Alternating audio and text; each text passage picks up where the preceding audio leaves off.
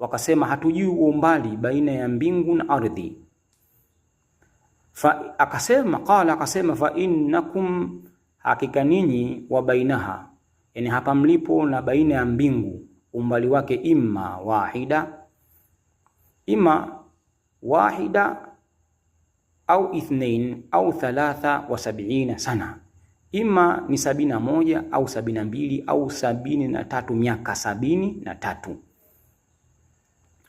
Wassamaa fawqaha kadhalik, na mbingu iliyokuwa juu vivyo hivyo, kwamba miaka 71 au 2 au 73.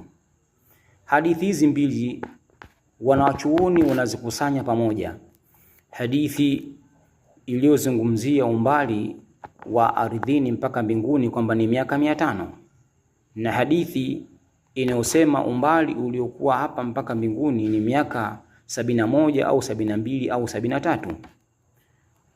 Qala al-Hafidh Ibn Hajari, amesema al-Hafidh Ibn Hajari kwamba hadithi hizi mbili, yuhmadu al-hadith al-awwal, inachukuliwa hadithi ya kwanza ya miaka 500 umbali uliokuwa baina ardhi na mbingu, akasema as-sayru al-bati', ni mwendo wa polepole wa taratibu. Lakini hadithi ndio miaka 500, lakini hadithi nyingine ya miaka 71 au 2 au 3 akasema yuhmalu ala sayri as-sari', inachukuliwa ni mwendo wa haraka sana. Tujalie ni mwendo wa kutumia chombo, ukaenda kwa haraka ukakata masafa, basi itakuwa ni mwendo wa miaka 71 au 2 au 3. Lakini umekwenda mwendo wa pole, basi mwendo huu utakuchukua miaka 500 ndipo uweze kufika kwenye mbingu ya kwanza.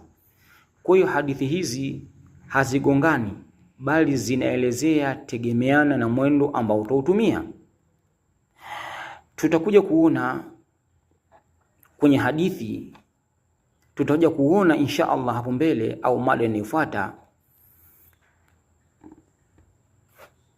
kama alivyosema Mtume sallallahu alaihi wasallam kuhusiana na yale mawingu ambayo aliwaeleza na kuuliza masahaba zake, akawatajia aina za mawingu, lakini pia akawatajia mvua ambayo Allah anaipeleka kwa waja wake kupitia yale mawingu. Tutakuja kuona namna gani inapatikana, namna gani Allah tabaraka wa taala anijalia mvua kwa waja wake. Subhanakallahumma bihamdika ashhadu an la ilaha illa anta astaghfiruka wa atubu ilaik.